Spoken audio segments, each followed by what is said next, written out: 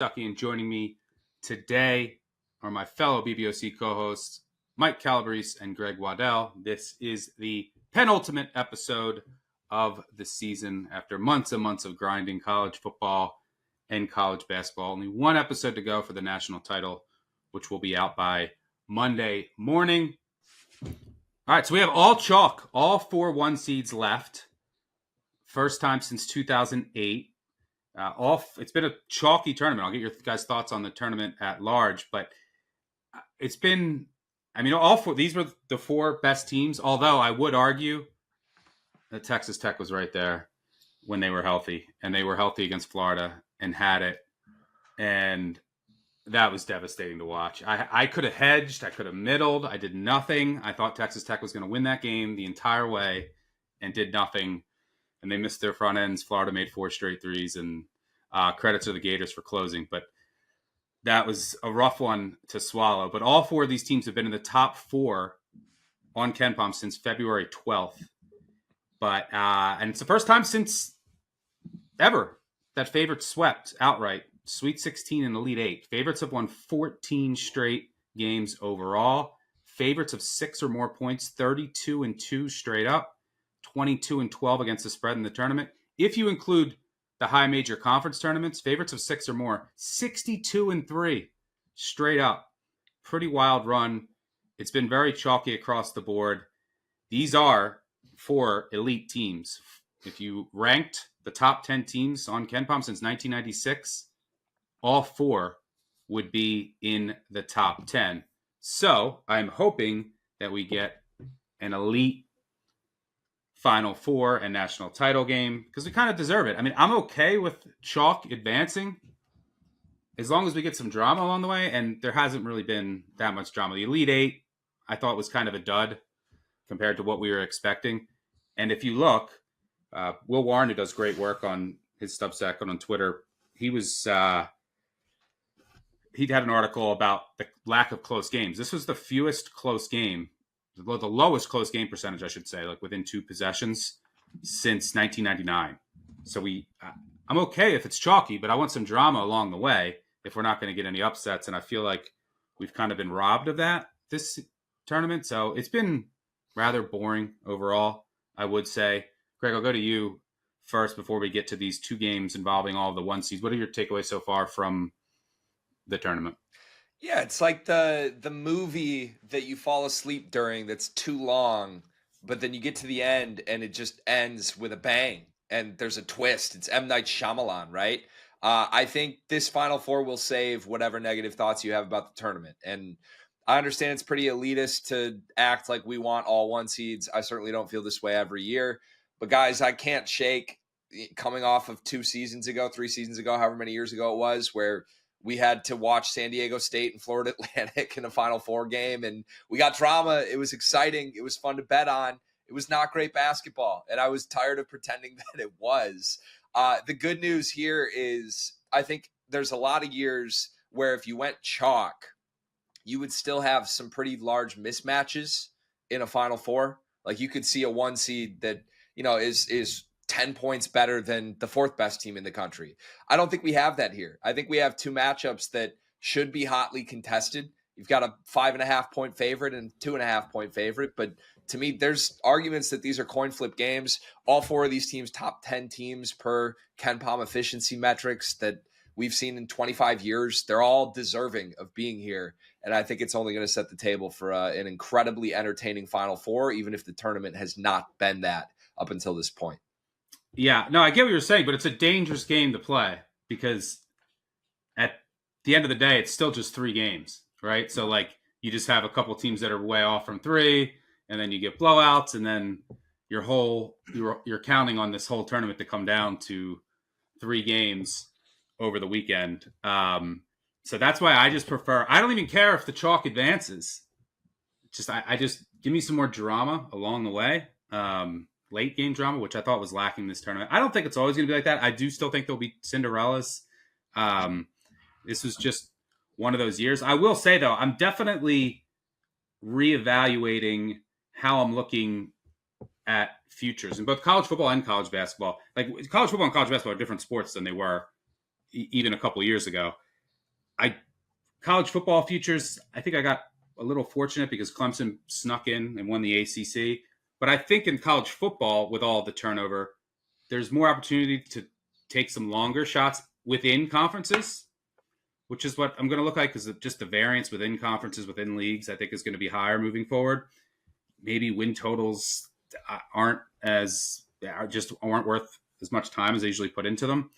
And then in college basketball, if we're going to get this more top-heavy landscape moving forward, I probably have to cut down on some of the longer shots there, both, Final Four conference tournaments, because I completely whiffed on my futures. It basically wiped out so much profit from the season. Texas Tech was right there. I get it. There was some bad injury luck, but I think the process I need to look at overall. That's one of the key takeaways that I'll have from this season. I mean, it's a new sport. There's so much different about the sport. You always have to learn and evolve. That's one of my key takeaways. Calabrese, what are your thoughts on the tournament so far? Yeah, I agree in terms of the overall landscape, it being more top heavy moving forward. You're looking at this news cycle, and all the good mid-major players have already been, on the move to go play at these power programs. Donovan Dent going from New Mexico to UCLA, the package deal of Drake, their head coach, and Bennett Sturtz going to Iowa. Oscar Clough, a great story, started at, Washington State. Now he's back in the Power Four, the power, top conferences, at least in terms of playing for Purdue next year. So I agree. I mean, essentially it's become the minor leagues to basically be a farm system for these top teams. And you can see it in those graphics where the starting lineups for the Sweet 16 teams and the Elite 8 teams in terms of where they started, and all the way through the national title, a guy like Janai Broom starting at Morehead State, there was a chance in 5 to 10 years ago that he would have played his entire career there and been absolutely dominant, even more so than he has been in the SEC. But those days are totally over with the transfer portal the way it is, with the way that NIL is. The teams just absolutely cannot compete. In college football, there's going to be a story from time to time, like an Ashton Genty, where they pass around the collection plate and they're able to match or come into the ballpark of matching an offer from an SEC or a Big Ten school. But by and large, these teams are just getting, pillaged for the top brands. So I do think it requires looking at futures in a new way.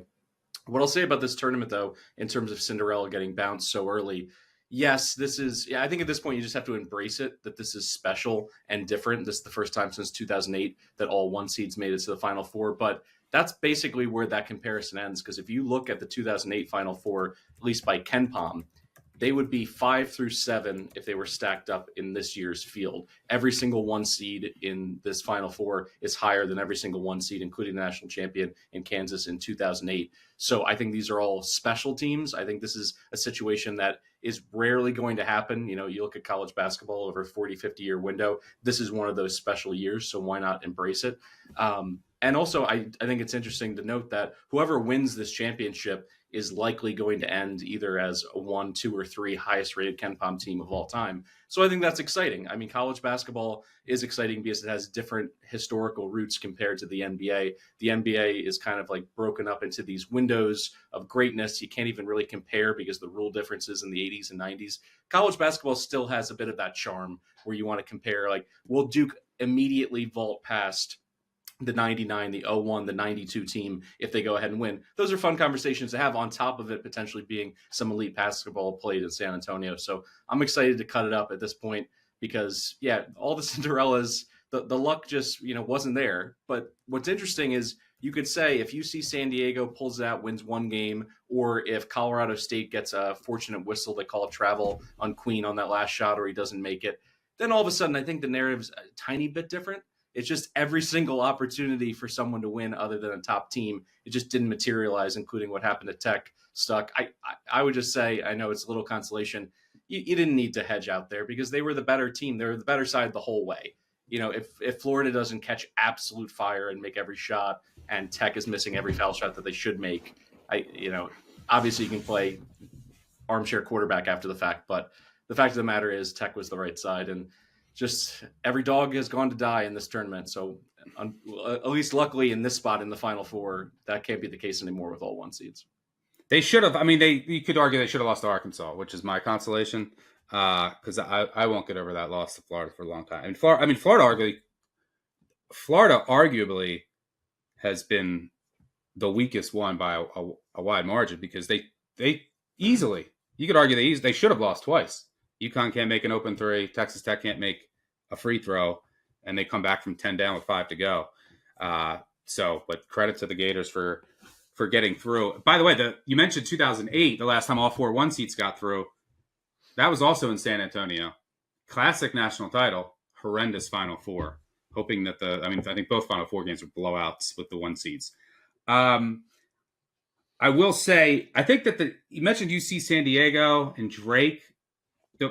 Where the Cinderellas I think you're going to have to come from is I don't think it's a coincidence that those teams had a chance. Like, I think they had the best chance this year of like winning a couple games, and Drake did. They were like D2 teams, basically D2 rosters that were together for a while, so they had the continuity. So these good mid-majors that have that would have had that continuity advantage in the past, well, they probably don't because then their players get poached. So it was interesting to watch like these former D2 schools were the ones that were arguably the feistiest of the mid-majors this year. So it's like, can any of these good mid-majors stay together? It's going to be a lot tougher in today's world. But let's get to the Final 4 games. We'll go in chronological order, 6:09 Eastern, Saturday on CBS. Oh, I got to tell a story about so the Chicago event was amazing. Thank you for everyone for coming out. I wish I could have hung out with more of you during the second game. Had some personal stuff that went on, but the event was such a success. We're going to do a bunch more. And it was a pleasure meeting the ones that I got to meet.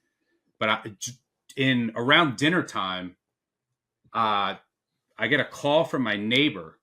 Like, this wasn't at 11 at night. This wasn't at 2 in the morning. I get a call from my neighbor who's like, isn't in my neighborhood. He's like way out back, and there's like a fence, but he can like see my house.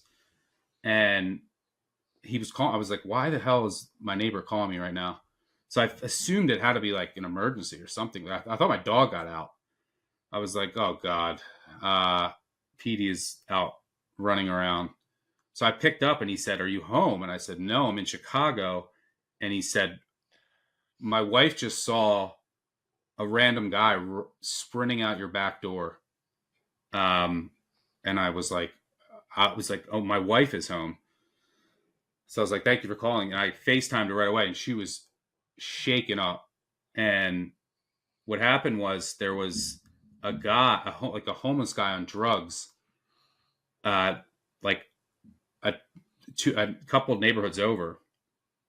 And he got caught going through someone's car, and he was like trying to steal stuff, I assume. He got chased off. He ran and he sprinted a while, and then he ended up jumping over our fence into our backyard. And then he went around to all of our doors, and we had one door open. I mean, this was like dinner time, Sunday. It was storming. And the lesson is always lock your doors no matter what. He came into the house, and luckily we have cameras. We have them all over. It's clear shots of him.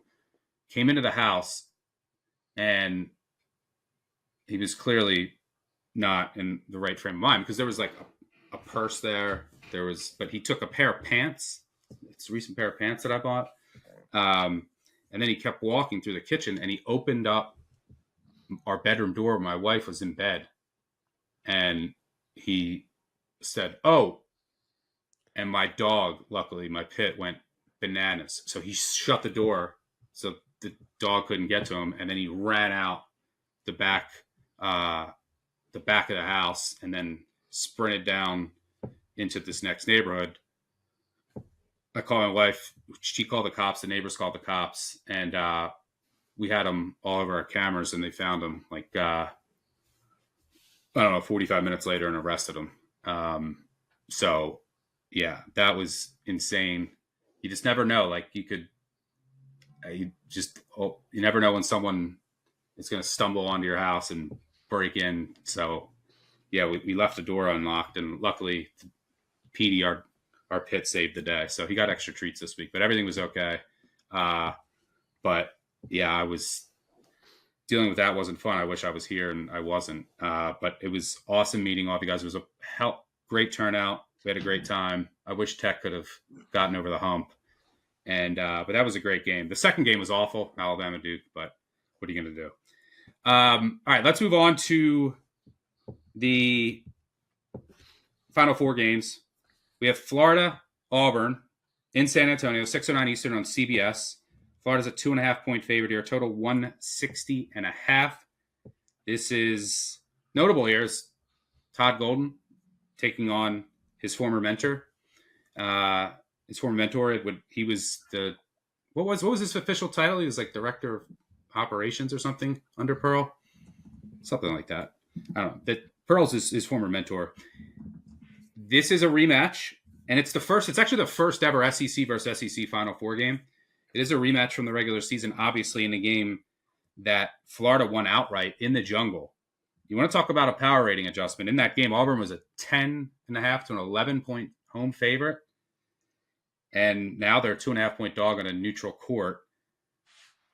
Elijah Martin didn't play in that game. Florida did win, and Florida's was unbelievable against the number. Leading up to the tournament, they haven't been great in the tournament so far. But now they're a 2.5-point favorite here. Teams that won the first meeting in the Final Four are 6-4 straight up. Favorites are 6-4 straight up and against the spread. Small sample size. Don't know if anything you could take of it. This is a pretty high total of 160.5. Totals of 160 or more in the Final Four national title game. It's only happened 15 times since 1985. Unders have gone 10-5 in those games. Although these two teams did combine for over 170 points in their regular season meeting. Greg, I'll throw it to you first. Florida, 2.5-point favorite here. There is the question about Janai Broome. Awesome. One of the coolest moments of the tournament, in my opinion, so far is when Broome came back in, got that rebound, hit that three. You know, I had real questions like, is he going to be out for next weekend? So, but there definitely are still some questions about how healthy he will be. He's not expected to practice the next couple of days. I do anticipate he will play, but how healthy is he? I don't think anyone knows the answer to that outside of that locker room and him as of right now. And maybe there's still some uncertainty there. But what are you seeing here with Florida Auburn in an SEC rematch in San Antonio? You know, I expect this to be a great game, and apologies to our listeners if my voice is cracking. I'm under the weather a little bit, so it's a true flu game for me right now, but it's just a metaphor for the way that Auburn likes to make it hard on themselves at times. They're a very theatrical basketball team, and that's not to say that Janai Broome isn't hurt. I think he's pretty clearly not 100%. I think since that re-aggravation of the shoulder injury against Kentucky, a month ago at this point, he hasn't looked fully himself. Now, the thing is, when you say that, he hasn't looked fully himself. He's still the best big in the country if he's not fully himself. I mean, what he did in the second weekend here, 22-16 against Vlad Golden and Danny Wolf. I mean, Vlad Golden got nothing at the rim in that game. And then to come back, he dominated that first half against Michigan State, had a double-double in the first half of both of those games, seeing double teams for most of it. Finishes with 25 and 14 in 29 minutes. Came back in after the injury, hit a three. I just, I know he's not 100%, and I think that's almost swung the value in the market here onto Auburn for me. Because I think they can win this game without Janai Broome being 100%. And I think, you know, you look back at 4.5 months of this season, if you had ever told us we would get Auburn playing anybody but Duke at plus money in the Final Four, I think we would have jumped all over that all season long. I understand things have changed, but to me, Florida in this run in the tournament, they're pretty fortunate to be here. They're great, but if not for Walter Clayton turning into Kemba Walker, not once, but twice.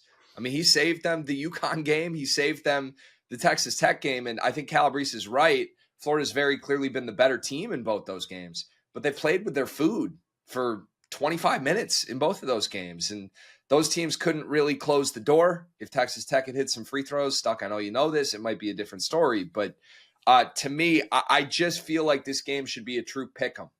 And I don't feel great jumping aboard the team that has the injury concerns.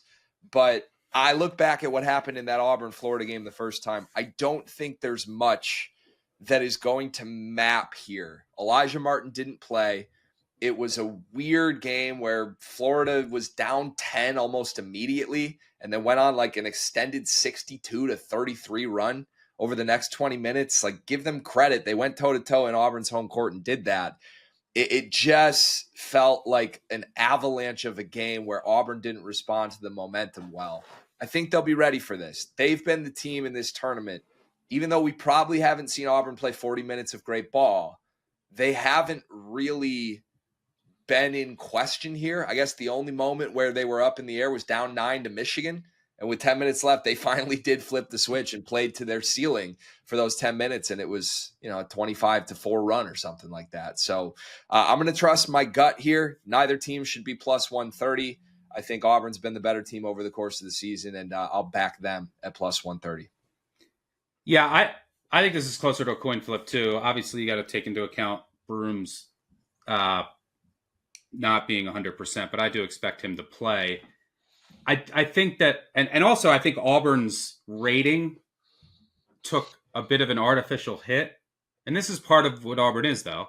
But they kind of were coasting for like 2 weeks, right at the end of the season. And it just appeared that way. I think Auburn's peak is better than Florida's peak, but Florida's a little bit more consistent. Would you agree with that, Greg? 100%. Yeah. So the things that I do think map from that game, or I do believe both offenses will have success. And like you can get out and transition against Auburn. That's a bad thing against Florida. Auburn is vulnerable to offensive rebounds. That's a bad thing against Florida. Florida can get to the line some here, get some easy points. And the versatility of Florida's bigs did cause Auburn some trouble in that first meeting. And on the other side, I think the same thing can be said about Auburn. I think some of their off-ball stuff that they run, the versatility of some of their bigs and mobility can give Florida's bigs some issues. So, and then there's obviously familiarity between the coaches here. So I do think both offenses have paths to success here. And that makes for probably an exciting back and forth game. I'm just conflicted on, do I want to bet Auburn? I'm probably going to wait, see if this ticks up anymore, see if there's Broom news. But part of me says there's probably going to be runs in this game. And Auburn has, look, we found out what was stronger, Michigan State slow starts or Auburn slow starts. Well, it was Michigan State's. That they had the power in that, because Auburn's 1-7 against the spread in their last 8 games in the first half. Their one cover was against Michigan State, who was just unbelievably bad in the first half against the spread. So I might wait. It might get a little risky and see if I can get a better number on Auburn Live. I do expect there to be runs here. I think both offenses will have success, and we'll see if Auburn comes out focused. But from a pure numbers perspective, I do show value in Auburn. I make Florida very, very small favorite. And yeah, I think that if Auburn is focused from the jump, that this, and Broom is 80% and is good to go.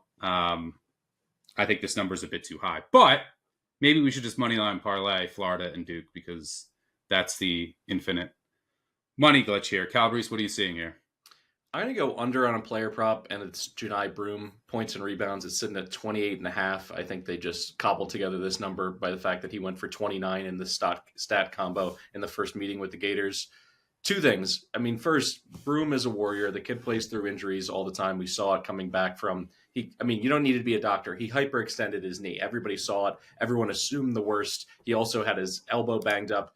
Yet adrenaline kicks in. He comes back in, gets a rebound, hits a 3. It's incredible. But now that he's coming off of that, not practicing, clearly not being 100%, also had that shoulder injury that's kind of lingered throughout the year. He's going to get banged up again if he plays. Like, I think there's a 0% or there's a non-0% chance that he doesn't hit his 30-minute average. And if he doesn't, when you start to factor in the other elements of this prop, I think the only way to play it is on the under, because if you look at what Florida can do in terms of their front court, they can throw bodies at him in waves. And the first meeting, they didn't have Hankleton to be able to do so. Since the SEC tournament, that kid's played over 12 minutes a game off the bench, and he's somebody who can make it difficult to get those easy rebounds. You mentioned it. Florida is so dynamic in terms of crashing the offensive glass, so just picking up those defensive boards is going to be a labor. And then on top of it, by being able to have all these capable bigs with 5 fouls of their own to go around, I think there's real chance for Broome to get in foul trouble here. You saw it against Michigan. He fouled out of that game. He still had a huge game statistically, but just in terms of Michigan's size, there was an opportunity for the whistles to work against him. So between the injuries, the foul potential, and also just from a game flow perspective, if Auburn is playing from behind and there's just less looks on the low post for him, most of his offensive work, you would have to imagine, is going to come on the offensive glass. He averages nearly 4 offensive rips per game. But if they're shooting a lot from the perimeter to try to catch up with the 3-point shot, I think that plays against this total as well. It's actually less than, minus 110. I saw minus 105 even money out in the market on the under. It's not exciting because I think we all love this kid. I mean, he's been so great for college basketball. He's been one of the best success stories going from Moorhead, coming to Auburn, and just getting better every single season. But I think all these factors that potentially could take him off the court makes this a must-under play. All right, good stuff there. Who do you think wins, Calabrese? I think Florida's going to win. I feel not great about that for a couple of reasons. I had 18-1 early in the year on Auburn, so I got to figure a way out to hedge. I've been holding off. But this Florida team, they just got the luck on their side. I mean, they should not have won. If you look at all the games, if you look at the UConn game, you look at the Tech game, they should have got bit in one of those. But all of a sudden, they can just switch it on. And I think for that reason, in terms of their upside and spurtability, to use a made-up basketball phrase, I think they're going to go ahead and get this done and kind of kill my ticket. Yeah, I mean, you got to give credit to Florida, and especially Walter Clayton, Greg, as you alluded to. But part of their, and this sometimes this is just what happens to a national champion, is you got to get breaks. They definitely got lucky with, UConn got wide open looks that they could not hit. Tech couldn't hit a front end. So they were definitely, it wasn't just all Florida, but sometimes you see that in every sport. You get a couple breaks along the way, and when it's all said and done, no one's going to remember those games 10 years from now if they win it all. All right, I can imagine that Dickie V celebrates April Fool's Day, guys. We're recording this on April Fool's Day, but Dick Vitale just tweeted, "What a tough blow for Auburn as superstar Janai Broome cannot play Saturday."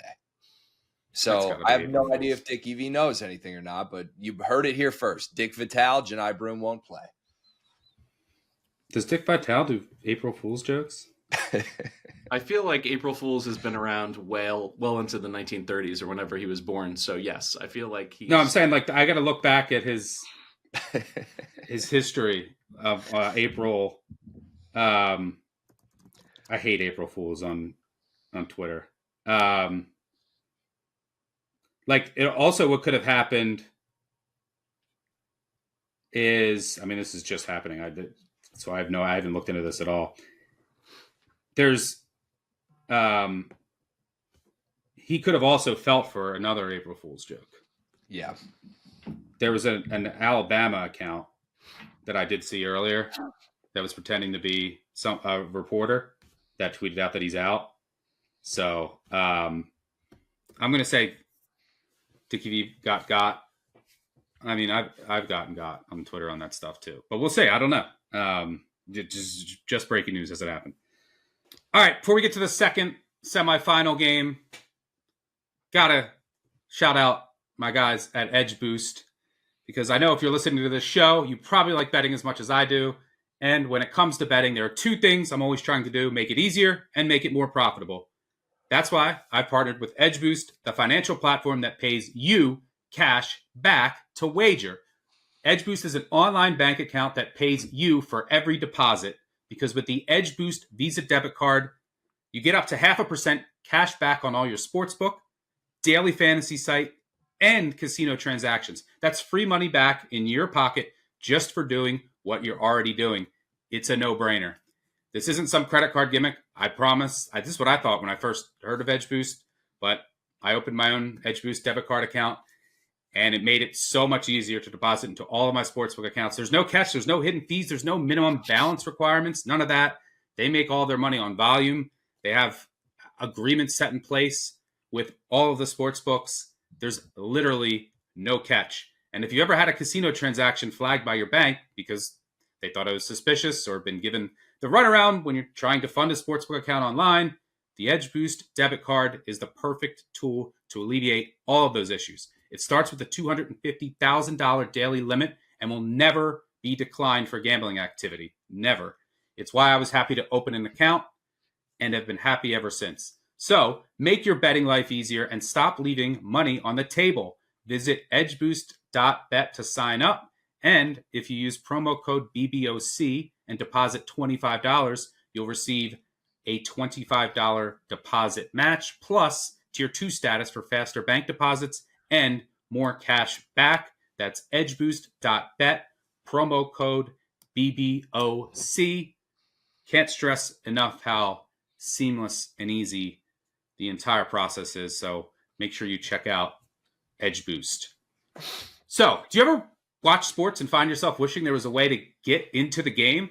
Well, with Underdog, there's finally a way to make picks on sports without leaving the house. The game is in your hands. To play, choose whether a player will go higher or lower on one of their stats, like touchdowns, strikeouts, points scored, and more.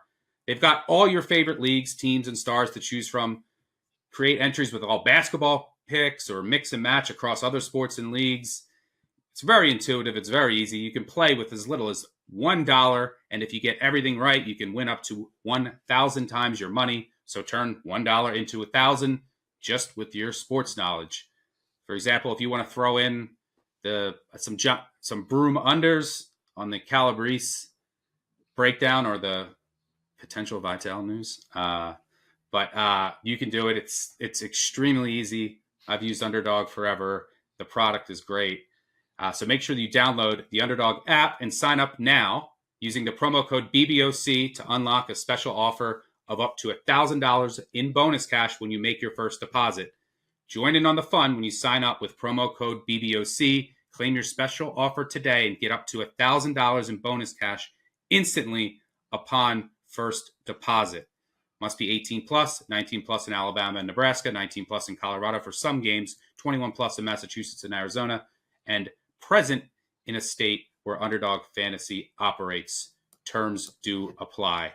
All right, concerned with your play? Call 1-800-GAMBLER or visit ncpgambling.org.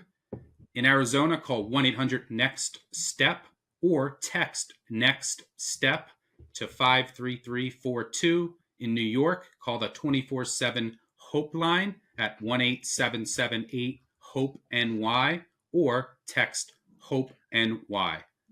Great way to just add some sweat to your daily betting cards when you don't really like a side or a total and you just want to sweat a bunch of games on a Saturday or whatever day it is. Make sure you check out Underdog. All right, let's get to the second semifinal game. Duke taking on Houston. Duke 5-point favorite here. Total 136.5, 137. This is a rematch of last year's Sweet 16 game when Duke won, but there's a little caveat there because it was right. They won 54-51, and unfortunately, Jamal Shed got hurt in that game. Only played 13 minutes, finished with 2 points. Tugler also missed. So Houston kind of got a bad break across the board and lost to, I think Duke was a 5 seed in that game in the Sweet 16. Houston will benefit here from playing in its home state. They're the 9th team to do so since 1975 to play a Final Four game in their home state. 7 of the previous 8 have each won their Final Four game, including both teams who were listed as underdogs. They've gone 2-0 in this spot. So maybe a little home state. I'm assuming there's going to be a pretty mixed crowd, but maybe a slight edge, very small edge to Houston there, getting to play in San Antonio. When I look at this game, number one, the number to me is way too high, just from a pure numbers perspective. Duke is a juggernaut. I mean, Duke is just beating teams into submission. Pretty crazy what they did to Alabama with Flagg not even having a great game. But I mean, I think this is a couple points too high just based on my numbers. Now, is it the best matchup for Houston? I don't think it's the ideal matchup. I mean, one of the things that Duke has that doesn't get talked about enough, or maybe it does, but maybe I just think it doesn't personally, is their length. And that was just what took Sears out of the game. I mean, Sears couldn't handle their length. And it's not like Houston's guards are super long. I mean, you're talking, what's Cryer, 6'1", Sharp's probably 6'2", Uzan 6'3", 6'4", somewhere around there. I don't think Duke plays anyone that's under 6'5" or 6'6", right? Like everyone is 6'5", 6'6", or taller. So that length is definitely an issue. Can the Houston guards make enough shots? Because here's the thing. You can't score in transition against Duke, and you can't score at the rim. Well, Houston doesn't try to score at the rim. You would think that with Houston and their bigs and their offensive rebounding, this is a team that likes to score at the rim. No, they have one of the lowest rim rates in the entire country. This is a team that loves the mid-range jumper. When they do shoot the three, they shoot it better than anyone in the country at close to 40%. So they're going to have to make jumpers here. Can their guards handle the Duke length? I think it's basically what this game comes down to. Like, Uzan's going to have to hit some threes. Sharp's going to have to hit some threes. You're going to need a good Cryer game here. You can't have a Cryer dud. Because Houston's going to get their fair share of offensive rebounds. I don't think they can completely dominate Duke in that aspect, as they do many opponents. On the other end of the floor, the thing that scares me with Houston is because this game's going to be played in the half court. And Duke's comfortable there, so it's not like this is one of those games where, hey, Houston controls the tempo. Duke isn't really comfortable in the half court game. Duke's more than comfortable playing in the half court. This is an elite half court offense taking on an elite half court defense. And what scares me with this Duke offense is that, in order to beat the Houston defense, which is going to swarm you, it's going to trap you, you have to hit your unguarded catch and shoot threes. And that's Duke's specialty. I mean, they generate unguarded catch and shoot threes at a 99th percentile per synergy. And they have four players who score over 1.5 points per possession on those uncontested catch and shoot jumpers. So that's what scares me, is like you have guys like Flag who can just get into the teeth of the defense and then kick it to those weak side shooters, and Duke has them in spades. So like if this becomes a shooting competition of Duke hitting those uncontested, unguarded catch and shoot jumpers, if Duke's not turning the ball over, versus the Houston guards who have to make tougher jumpers against length, that's what worries me, because I would definitely give an advantage to Duke. But I think this number is way too high. I mean, favorites have been dominating. Maybe there's just some inflation in the market. No one wants to bet against Duke. But I don't think these teams are 5 points apart on a neutral court. So there are some things that I don't love about this matchup, but I think I have to take the points here with Houston. I will say what I do really like about this is it's what I said, and I said this a couple weeks ago. So the team that I think has the best chance of beating Duke is probably a Tennessee or a Houston. You slow the game up. You want to just limit possessions, because Duke is that good. And then you're going to have to hit some threes, which Houston is capable of doing. And you need to be ultra physical across the board. We saw Clemson have some success with that. This is basically like men versus kids. And is that physicality? I think that's an edge for Houston here. Now I have been impressed with Duke, and they've grown and they've become more physical as the year has progressed. But I think Houston can play its game offensively. It's not a very complex offense. It's just, can they make jumpers against the length of Duke? That's going to be the key. And then Duke's going to get their fair share of open jumpers. Can they hit them against the Houston defense that's still going to get out and contest? They still have a ton of length all over the place. But I just think this is personally too many points. So I have to side with Houston here, catching 5. I think there's a couple points too high, which I don't really see often in the Final Four. I think that this should be like 2.5. Greg, what are you seeing here? I agree broadly. I think these are the two best teams left. Ken Palm agrees. I think I have too much respect for Auburn and Florida to just call this the national championship game. But I think if we could move the bracket around, if we wanted the two best teams to meet for a national championship, it would be Duke and Houston. I completely agree that the way Houston plays is probably the most dangerous approach to a basketball game to try and beat this Duke team. I think there's a lot of concerns with how Auburn and Florida play that they may just run into a wall when they get to Duke if they get there. To me, when you step back and look at this matchup, one of two things is going to happen, because I completely agree with your point on length. I don't see Houston scoring. It's a team full of little guards. Their bigs are 6'7", 6'8". That's Duke's wings. Their guards are all 6'6". Like, I think they're really going to struggle with this. And the question will be, what does the number one defense, Houston, do against the number one offense in Duke? Can they drag this game into the mud? Can they slow it down, make it a full-blown half-court game, make it that ugly 55-51 game it was last year in the Sweet 16?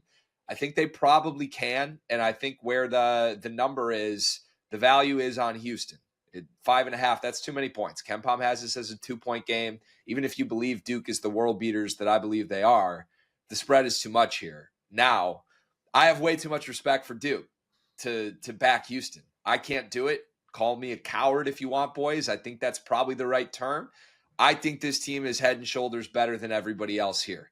And I think they are going to win the national championship. So as much as I show value on the Houston side, I'm not willing to touch that. So I'm going to wade into a player prop here, and I'm going to take Con Knippel, 22-plus point rebound assists. It's minus 115. The reason being, I think that JoJo Tugler is the guy to watch for Houston defensively. He matches up really well with Cooper Flagg. He's one of maybe two guys in the country that I think match up well with Cooper Flagg. The other was Grant Nelson, and Coop really struggled against Grant Nelson in the Alabama game. Now, Duke still rolled. Everything went well. But we've seen that if it does... Tugler's a much better defender than Nelson. He is. And if it turns into this half-court mud-based game, Duke turns to Khan to become the primary option. Shire has no shortage of actions, pin down stuff, get him into ball screens. They just spam him constantly. They did it in November. They're still doing it at the end of the season when Cooper Flagg can't get going. I think there's a really good chance that happens here. Khan has been rolling in his last two games. He had 20 points and 21 points in his last two. He's playing 35 minutes a game, even though these games have ended up being pretty sizable Duke wins. He's easily gone over this number in both of those games against two very quality opponents in Alabama and Arizona. So to me, it's kind of my way of middling this. I respect Duke too much to fade them. I think the value's on Houston. But if Houston does dictate the game and make it closer than I think it becomes a big Con Knippel game, and he goes over his numbers, getting Duke a close game win. But one thing I will say is that I think Houston. I think the key here is Houston's got to keep Duke under 70. I think that's like the mark that they got to be shooting for. What's Duke's team total?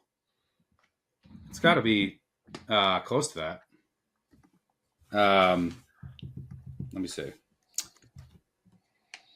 Their team total is 70.5. Because I think Houston this year is 32-0 when they hold opponents to under 70 points.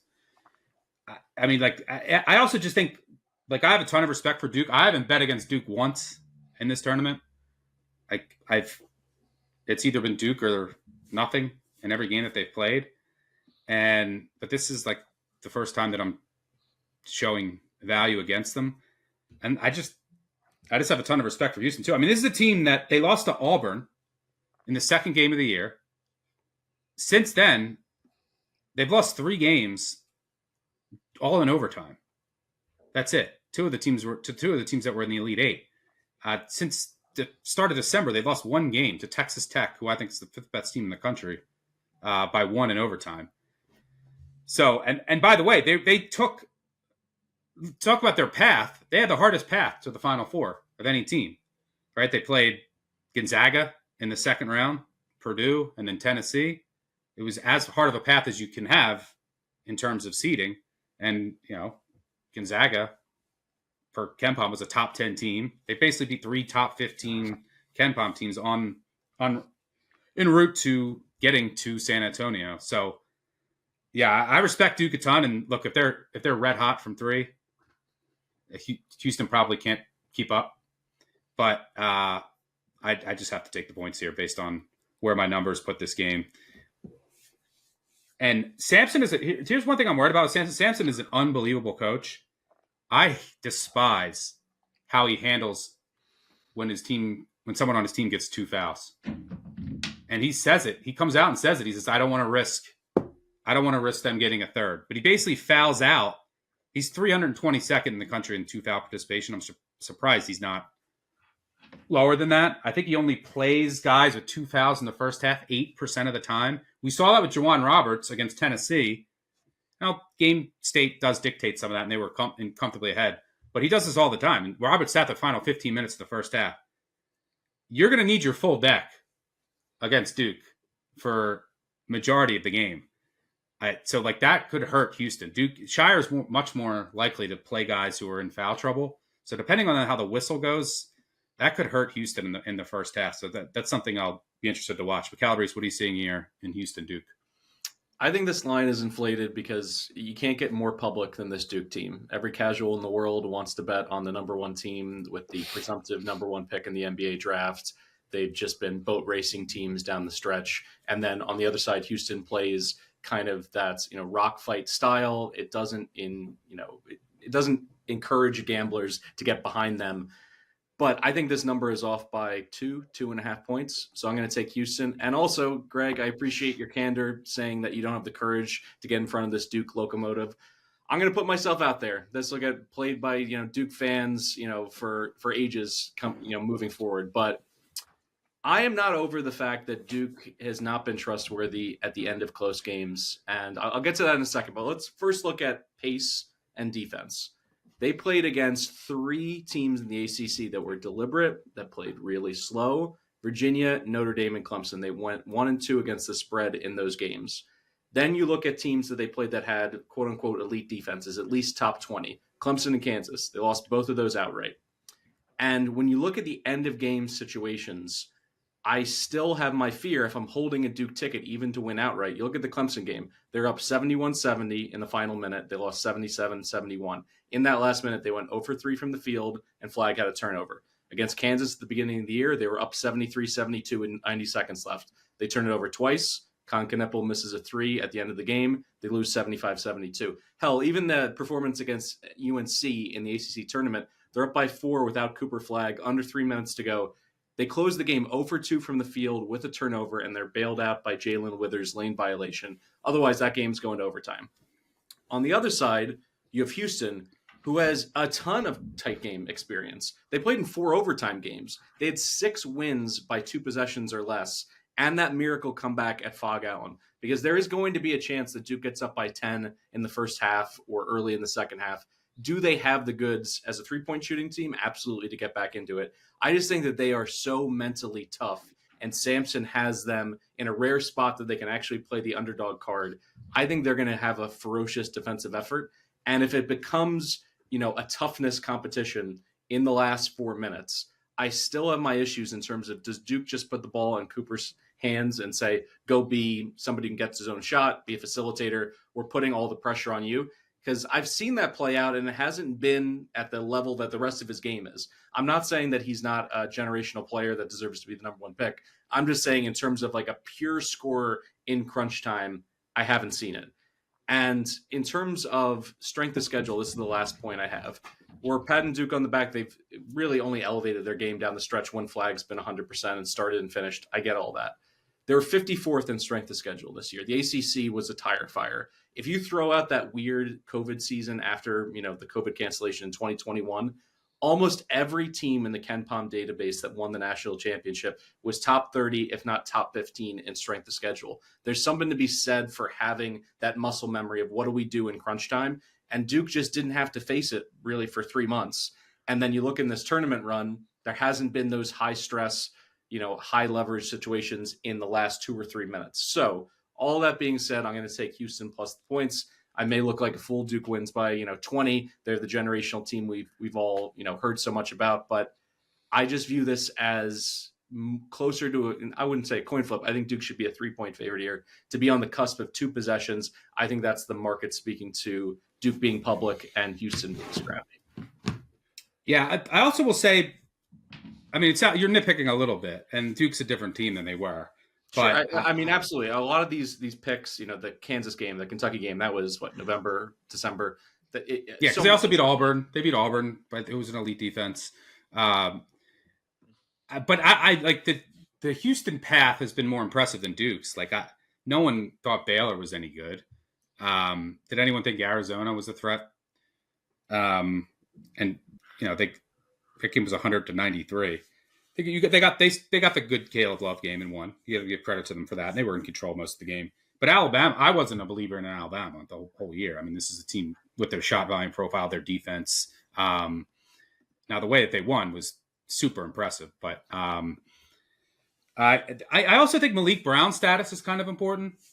Is he going to, if they can switch everything, that Duke's defense just goes to another level.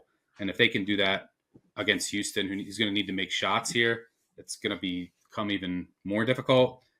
What's he only played like 5 and 3 minutes so far? His versatility just he's played 4 and 3 minutes.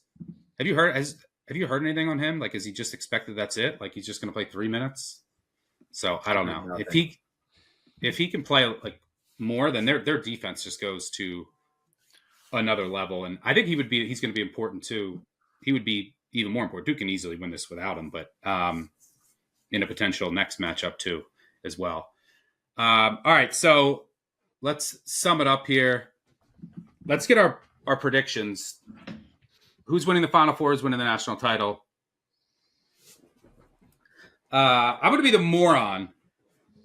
I'm going to say that Houston, that we get the run to moneyline favorites, it comes to an end. Houston beats Auburn, gets revenge from a game earlier this season in the national title. It's probably dumb. I mean, Duke's the rightful favorite for a reason, but that's my gut feeling as of right now. Greg, what's your prediction? Duke the beats plane Auburn. Game rematch. That would be a fitting way to end the season. Fellas, I have a suspicion here that Duke is just going to run away with this. And it's going to be as boring of a Final Four as the tournament has been. You were just hyping up the Final Four and how excited we should be in the beginning of the episode, and this is how you end it. Well, because it's going to be high-level basketball. But just not close. They're so good. They are so good. Kaman Maluak might end up being a 10-time NBA All-Star.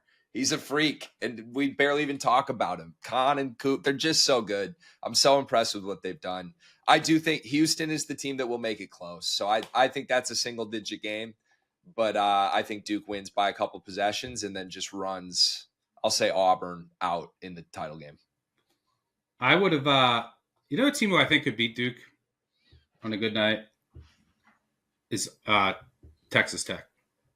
Because they slow it up and they have 4 elite shooters when they're healthy. So that's Houston has that kind of, but it's ugly. I was thinking my main bracket. I had the Texas Tech Houston rematch that I've been dying for just because I wanted to bet Texas Tech against them, but we're not going to get that. Calabrese, what's your prediction? I'll go Duke wins by 3 in the semis over Houston, and then they just absolutely bomb Florida, beat them by 15 plus in the national title game. All right, and then to sum up, first game, I'm leaning Auburn. Greg likes Auburn. Calabrese going with Broom under prop. Second game, I think we all think the value's on Houston.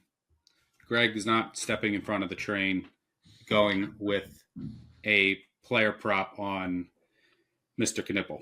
All right, that'll do it for us. We'll be back with a national title preview over the weekend. Fingers crossed for some good games. And good luck on all of your wagers. Make sure you check out the Action Network app. Shout out to Underdog. Make sure you check them out. And Edgeboost as well. But thanks for tuning in. Thanks to Greg and Mike for joining me. Thanks to our producer on the back end. Make sure you subscribe, unsubscribe, tell a friend, tell an enemy. Leave a 5-star review, really helps us out, especially with a dead period coming up. But before you know it, we'll be doing college football previews, and then college basketball season will be here again. But enjoy the Final Four. We'll see you later. And by the way, we'll have more player prop stuff, and probably Nick or Sean with a live show this weekend. So we'll see you then. Good luck. Cheers.